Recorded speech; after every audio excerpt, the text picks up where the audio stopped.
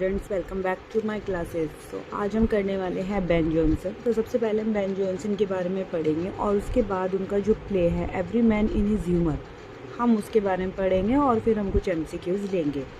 तो चलिए शुरू करते हैं। बेन जॉनसन का जो टाइम पीरियड था वो 1572 से 1637 तक का रहा है। काफ़ी इंपॉर्टेंट ड्रामेटिस्ट थे, पोएट थे और लिटरेरी क्रिटिक थे इंग्लिश रेनेसांस के। इनके समय में जो इनके कंटेम्प्रेरी थे वो विलियम शेक्सपियर थे। तो जब विलियम शेक्सपियर जो थे वो काफ़ी उस समय फेमस थे, ये उतने ज़्यादा फेमस नहीं थे जितने विलियम शेक्सपियर थे। और Jonson work reflect a mastery of classical running wit as satirical commentary on English society. जब हम उनके वर्क को पढ़ते हैं तो हमें पता लगता है कि उन्होंने क्लासिकल लर्निंग में जो है मास्टरी की हुई है, उनकी कितनी उन्होंने जो है इंग्लिश सोसाइटी पर क्या की हुई है, सैटारिकल कमेंट्री भी की हुई है। उस समय की जो भी हालात थे उस पर कैसे वो कमेंट करते थे, ये सब उसमें होता था। तो एक तरह के ऐसे शख्स थे जो खुद की तो तारीफ़ करवाते थे लेकिन दूसरों की काफ़ी बुराई करते थे। अर्ली लाइफ एंड एजुकेशन की बात करें तो वेस्टमिनिस्टर लंदन में जो है इनका जन्म हुआ था। और इनके पिता की जब डेथ हुई तो इनकी जो मदर थी उन्होंने एक ब्रिक लेयर से दोबारा शादी की थी। और जब उन्होंने एक ब्रिक लेयर से शादी की तो उनके जो पिता थे, मतलब जो दूसरे पिता थे, उन्होंने बेन जॉनसन को जो है इसी काम में लगा लिया था, ब्रिक लेइंग के काम में लगा लिया था, जिसकी वजह से वो ज़्यादा पढ़ाई नहीं कर सके। He attended Westminster school where studied under the famous scholar William Camden. तो एक वेस्टमिनिस्टर स्कूल जो है इन्होंने अटेंड किया जहाँ पर इनके जो फेमस स्कॉलर थे विलियम कैम्पडन, उसके अंदर इन्होंने अपनी पढ़ाई की। इस classical education deeply influenced his later work, क्योंकि इन्होंने क्लासिकल एजुकेशन ली तो ये सब इस सब का इफेक्ट जो है इनके काम में देखने को भी मिलता है। और क्योंकि इनके पिता एक ब्रिक लेयर थे तो उसकी वजह से भी जो है ये बहुत बाद में जो है आए, इसमें लिटरेरी में काफ़ी बाद में आए, जिस समय तक जो ड्रामा था बहुत ज़्यादा पॉपुलर हो चुका था। भाई विलियम शेक्सपियर थे जो काफ़ी फेमस थे और यूनिवर्सिटी ग्रेड्स भी थे, तो ये काफ़ी लेट आए। और सबसे बड़ी बात यह है कि वो एक एलिजाबेथन राइटर थे और इनको जो है इनका जो टाइम पीरियड कहा जाता है वो जेम्स फर्स्ट के टाइम पीरियड से कहा जाता है। और उनकी जेम्स फर्स्ट की डेथ के बाद तो इनकी हालत बहुत ज़्यादा बुरी हो गई थी, क्योंकि जो चार्ल्स फर्स्ट थे वो इन्हें ज़्यादा पसंद नहीं करते थे। अब आगे इनके अगर हम कैरियर की बात करें तो Jonson initially worked as a bricklayer. सबसे पहले जैसे मैंने बताया एज अ ब्रिक लेयर उन्होंने काम किया and soldier before entering the theatre, और थिएटर आने से पहले तो वो एक सोल्जर भी रह चुके हैं। उनका जो पहला सबसे बड़ा जो सक्सेस रहा है, जो उन्होंने काफ़ी सारा काम किया लेकिन सबसे ज़्यादा सक्सेस जो उन्हें मिली है वो every man in his humour से मिली है, जो 1598 में आया था, जिसको बाद में उन्होंने रिवाइज भी किया था। In which Shakespeare is said to have acted, कहा जाता है कि इसमें इन्होंने शेक्सपियर ने भी जो है एक्ट किया था। This play established his reputation for comedy and satire, और इसी प्ले ने उनकी जो है एक रेपुटेशन जो है एस्टेब्लिश की, किसमें, कॉमेडी और सटायर में। मेजर वर्क की बात करें तो every man in his humour जो 1598 में आया था, लंदन सोसाइटी पर एक क्या है, ये सटायर है। वॉलपॉन उन्होंने लिखा था, काफ़ी फेमस प्ले था, उनका ग्रेटेस्ट प्ले माना जाता है जॉनसन का। और सटायर और ग्रीड पर क्या है, ये एक सटायर और ग्रीड जो मतलब सटायर है, ये करप्शन और ग्रीड का जो वेनिस में फैला हुआ था। एल्केमी 1610 में ब्रिलियंट कॉमेडी है अबाउट डिसेप्शन एंड गिल्बिटी। उसके बाद इन्होंने लिखी है Bartholomew fair, a conspiracy, characteristic of Jonson. अब इनके अगर हम कैरेक्टरिस्टिक की बात करें तो क्लासिकल इन्फ्लुएंस, क्योंकि उन्होंने क्लासिकल स्टडीज़ की तो उसका इन्फ्लुएंस बहुत ज़्यादा इनके वर्क में देखने को मिलता है। एरिस्टोटल की जो प्रिंसिपल थी यूनिटी, वो सब इनके वर्क में देखने को मिलता है। एंड एडमायर रोमन राइटर, और एक कौन से रोमन राइटर को एडमायर करते थे, हॉरेस और सेनेका, उसको बहुत ज़्यादा एडमायर करते थे और इनके वर्क में इन सबकी झलक देखने को जो है वो मिलती है। टोन इनकी सटारिकल थी, क्योंकि जो ह्यूमन पॉलिस थी, ये जो हिपोक्रेसी थी, उस पर ये जो थे क्या करते थे, सटायर करते थे। इनकी ह्यूमन थ्योरी थी कि ही believed each person has a dominant humour. इनका मानना था कि हर इंसान के अंदर एक ह्यूमर होता है, और वो ह्यूमर इन्होंने कौन कौन से बताए हैं, इन्होंने 4 हमें जो है ह्यूमर दिए हैं। उसमें कौन सा है, blood, phlegm, yellow bile and black bile. और इनकी मोरालिटी की बात करें तो his work often contain moral lessons when the satire relationship with Shakespeare. अब इनका एक शेक्सपियर के साथ कैसा रिलेशन था, although often compared and sometimes seen as rival, उन्हें बहुत ज़्यादा कंपेयर किया जाता था क्योंकि एक दूसरे के राइवल थे। जॉनसन जो है शेक्सपियर को काफ़ी एडमायर करते थे और वो कहते थे he was not an age but for all time, है। इनकी फेमस लाइन है, जॉनसन का स्टाइल जो था बहुत ज़्यादा क्लासिकल था और इंटेलेक्चुअल था, लेकिन शेक्सपियर का ज़्यादा इमोशनल और यूनिवर्सल था। ये जो थे पहले पोएट लॉरियट थे, अनऑफिशियल पोएट लॉरियट थे ये। इन्हें जेम्स फर्स्ट ने जो है पोएट लॉरियट की उपाधि भी दी थी, लेकिन जो फर्स्ट ऑफिशियल पोएट लॉरियट थे वो कौन थे? ड्राइडन थे, ये नहीं थे। तो फर्स्ट अनऑफिशियल पोएट लॉरियट यही थे, बेन जॉनसन। और हाँ, इन्होंने मास्क लिखे हैं, रॉयल कोर्ट में कोलैबोरेशन दिया है। और despite financial struggle and illness later in life, बाद में जो है जेम्स फर्स्ट की डेथ के बाद इन्हें काफ़ी ज़्यादा परेशानियों का सामना करना पड़ा, क्योंकि चार्ल्स फर्स्ट इन्हें इतना ज़्यादा पसंद नहीं करते थे। ही कंटिन्यू, लेकिन अपनी डेथ तक जो है 1637 तक भी इन्होंने लिखना नहीं छोड़ा। लेगेसी की बात करें तो Ben Jonson influence on English drama and poetry is immense. उन्होंने काफ़ी हद तक इसको इन्फ्लुएंस किया है। उन्होंने सटायर का, कैरेक्टराइजेशन का, क्लासिकल फॉर्म का जो है यूज़ किया है, और मॉडर्न इंग्लिश को बहुत ज़्यादा जो है इन्फ्लुएंस इन्होंने किया है। जॉनसन, ड्राइडन, अलेक्जेंडर पॉप, ये तीनों ही जो है मॉडल ऑफ डिसिप्लिन आर्ट के मॉडल जो है वो माने जाते हैं। फेमस कोटेशन इनकी क्या है कि language most show a man speak that I may see thee, he knows not his own stand that hath not met adversity, ये इनकी फेमस कोटेशन है। इम्पॉर्टेंट थीम, अगर उनके वर्क की इम्पॉर्टेंट थीम की बात करें तो सबसे ज़्यादा तो इंसानों पर ही जो है, ह्यूमंस पर ही इनके सटायर होते थे। So greed and corruption, Volpone, deception, ability, alchemist, moral hypocrisy, every man in his humour, social satire and human folly, Bartholomew fair. Ben Jonson की पोइट्री की बात करें तो उसमें क्लासिकल रेस्टेंट और इंटेलेक्चुअल डेप्थ जो है देखने को मिलती है। His best poem include to Celia, जो है इनकी बेस्ट पोएम है। ऑन माई फर्स्ट सन, ये इनकी बेस्ट पोएम है। अब डेथ की बात की जाए तो इनकी डेथ 1637 में हुई थी, और इनको वेस्टमिनिस्टर अबे में जो है बरीड किया गया था, और इनको एक अपराइट पोजीशन में जो है किया गया था, एक तरह का ऑनर इनको दिया गया था। और इनकी ग्रेव पर जो इंस्क्रिप्शन है वो है ओ रेयर बेन जॉनसन। तो लास्ट में यही है कि बेन जॉनसन जो है एक लिटरेरी फिगर थे, जिन्होंने अपनी पूरी लाइफ टाइम जो है लिटरेचर को काफ़ी हद तक जो है इन्फ्लुएंस किया है। इनके वर्क में हमें क्लासिकल डिसिप्लिन देखने को मिलता है, जिसके जो इन्होंने शार्प विट के साथ जो है उसको कंबाइन किया है, और जिसकी वजह से इंग्लिश रेनेसांस लिटरेचर के एक महान पोएट जो है इनको कहा जाता है। अब हम स्टार्ट करते हैं बेन जॉनसन का every man in his humour. तो एक ऐसी कॉमेडी है जो समझने में थोड़ी मुश्किल होती है, फिर भी हम ट्राई करेंगे। तो every man in his humour जो है बेन जॉनसन के द्वारा 1598 में लिखी गई थी। इसको सबसे पहले लॉर्ड चैम्बरलेन ने जो है परफॉर्म किया था, जिसमें विलियम शेक्सपियर भी इंक्लूडेड थे, और उन्होंने बल्कि इसमें जो ओल्ड नॉवेल है उसका एक्ट भी इन्होंने किया था। किसने? विलियम शेक्सपियर ने।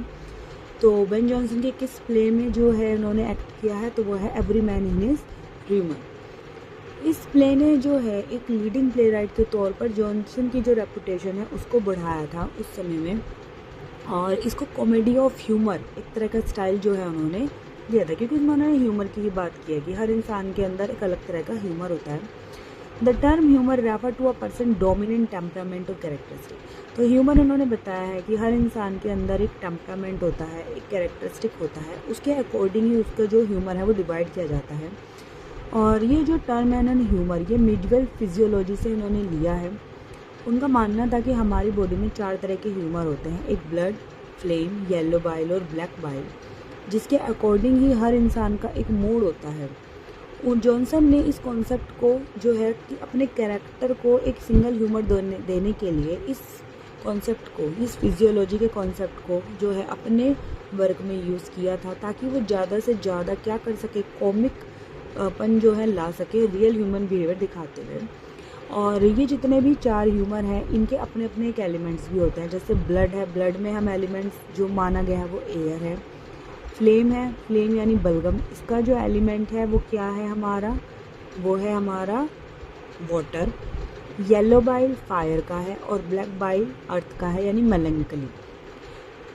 ये भी चीज़ याद रखने की है।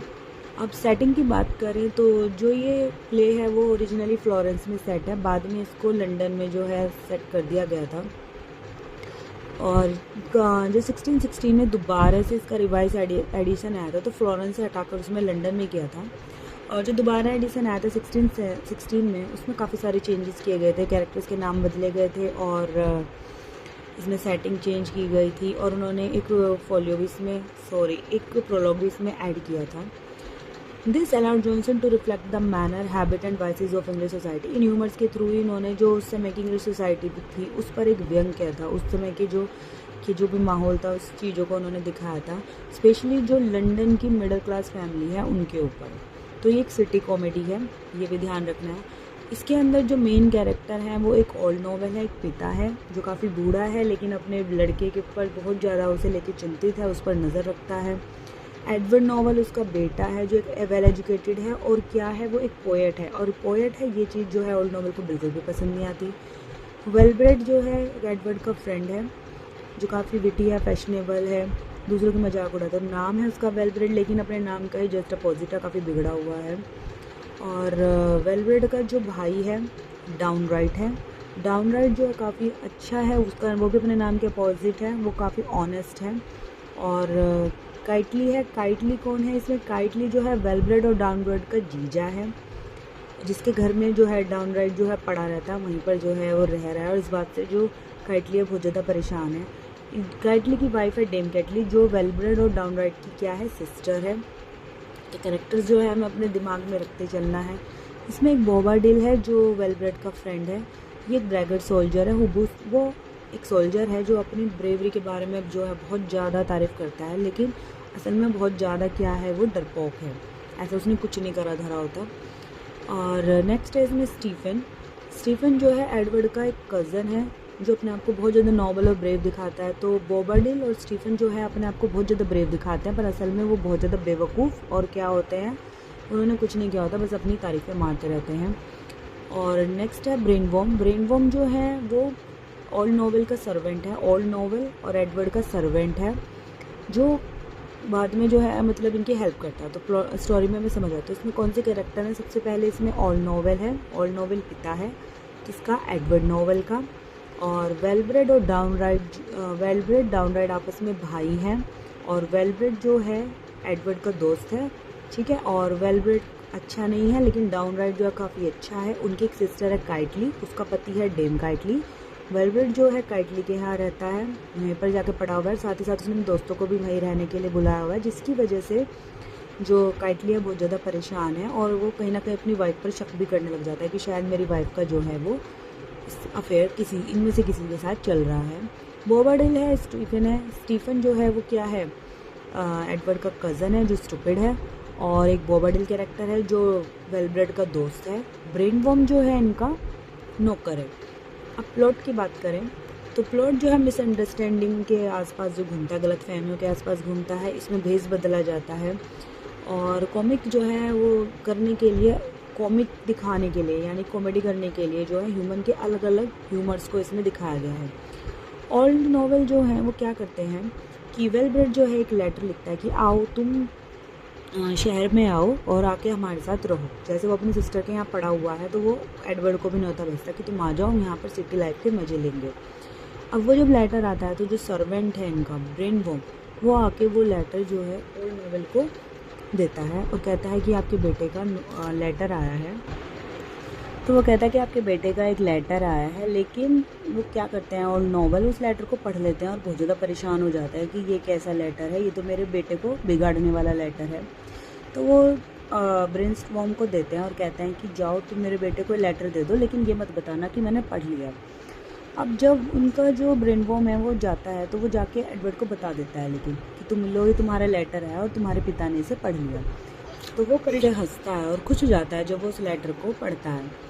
अब क्या होता है कि he sends spy on him. अब जो ओल्ड नॉवेल है वो अपने ब्रेनवॉर्म को भेजता है उसके ऊपर स्पाई करने के लिए, लेकिन जब उसने बता दिया होता है फिर उसके बाद क्या होता है कि जो ओल्ड नॉवेल है वो भेस बदल कर जाता है एडवर्ड के पीछे पीछे देखने के लिए कि मेरा बेटा क्या कर रहा है।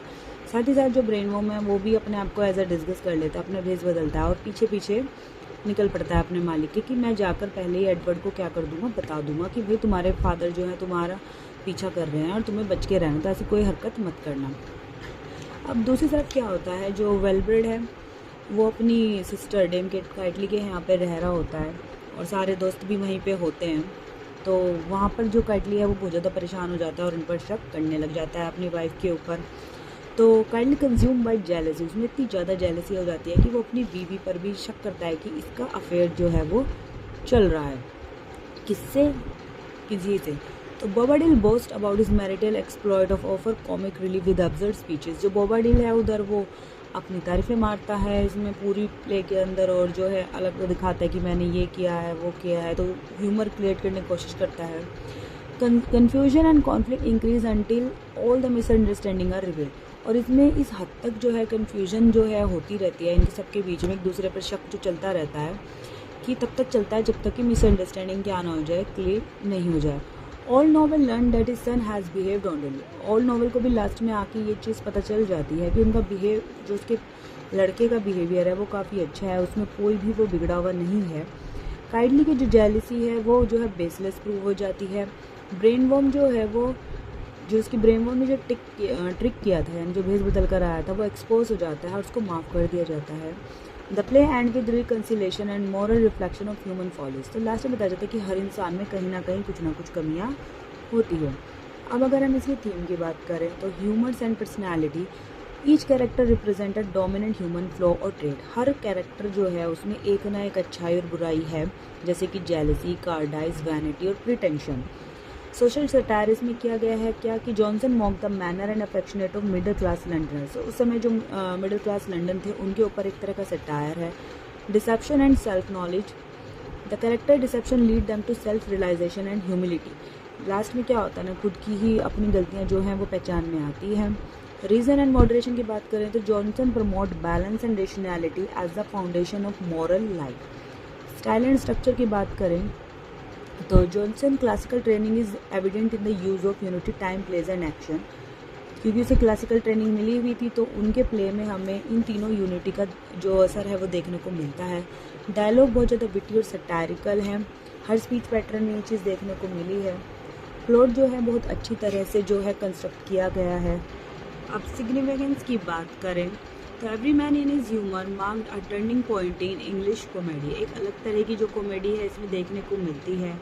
इसने रोमांटिक और पार्शियल एलिमेंट को जो है रिप्लेस किया, किससे? रियलिस्टिक सोशल सटायर से और मॉरल पर्पस से। Jonson uses humour comedy influence later playwright like Molière and restoration drama. इनको जो है इन्होंने क्या किया था, इन्फ्लुएंस किया है। इसमें एक मॉरल मैसेज भी देखने को मिलता है, वो दिखाता है कि excessive attachment to one's humour और पैशन लीड्स फॉली। कि ज़्यादा ही अगर हम किसी एक चीज़ में पड़ जाएं तो वो क्या होता है, हमारा नुकसान देता है। जैसे कि उसके पिता बहुत ज़्यादा स्ट्रिक्ट हो रहे थे अपने बेटे को लेके, लेकिन उन्हें बाद में लगा कि नहीं, उन्हें उनके उस पर छोड़ देना चाहिए। True wisdom lies in self control, modernisation and understanding of human nature. तो कंक्लूजन यही है कि every man his humour is a masterpiece of early modern English comedy. उस समय का एक मास्टरपीस माना जाता है। With its vivid character, moral insight and satirical wit, it showcase Ben Jonson genuine for blending classical form with contemporary relevance. It remains one of the most influential. William Shakespeare, B. Christopher Marlowe, C. Ben Jonson या D. Thomas Keats. So right answer is C. Ben Jonson. When was Every Man in His Humor first performed? तो पहले कब perform किया गया था? A 1590, B 1598, C 1603 and D 1610. So right answer is B 1598। तो दोबारा जब रिवाइज एडिशन आया था वो आया था 1616 में। Which famous playwright acted in the first performance of the play? A. John Fletcher, B. William Shakespeare, C. Thomas Dekker और D. Philip Massinger. So right answer is B. William Shakespeare, जिन्होंने old Knowell का character इस play में play किया है। The play belong to which genre? ये कौन से जॉनर से बिलोंग करता है? A. Tragedy, B. Romantic comedy, C. Comedy of humour और D. History play. So right answer is C. Comedy of humour. Comedy of humour से belong करता है क्योंकि इसमें अलग अलग जो है 4 ह्यूमर दिखाए गए हैं, तो इन्होंने ही कॉमेडी ऑफ ह्यूमर जो है वो क्रिएट किया है। This is the main concept behind the comedy of humour. The idea of supernatural intervention, we character dominated by one trait और temperament, use of romantic subplot, a focus on historical accuracy. So right answer is B. Character dominated by one trait or temperament. कि हर जो है अपने अपने temperament के कारण उनमें एक ना एक ट्रेट पाया जाता है जिसकी वजह से अलग अलग ह्यूमर जो है हर इंसान में होते हैं। Who is old Knowell son? A. Kitely, B. Edward Knowell, C. Stephen और D. Wellbred. So right answer is B. Edward Knowell. What is brainworm role in the play? A. He is merchant. B. A servant and trickster. C. A jealous husband. or D. A soldier. So right answer is B. A servant and trickster. किसका था वो? Old Knowell और Edward का servant था वो. Next is which character is tormented by jealousy. किसमें जो है बहुत ज़्यादा जेलेसी आ जाती है, तो उसके अंदर का एक ह्यूमर भी दिखाया गया है. A. काइटली.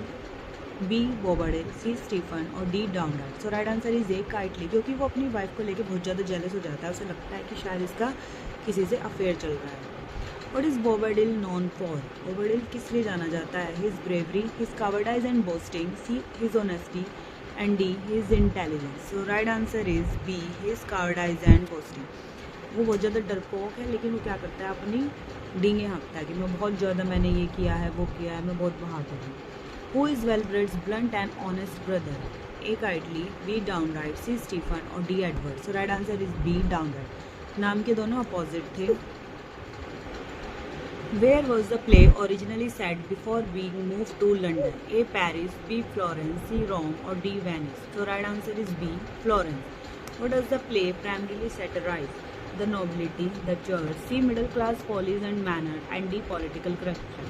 So right answer is C. middle class follies and manner. उस समय की जो मिडिल क्लास फैमिलीज थी लंदन की, उन पर एक ये क्या है, सटायर है. Which literary theory influenced Johnson writing of his play? A. Romanticism, B. Humanism, C. Classical theory of humor, and D. Modernism. So right answer is C. Classical theory of humor.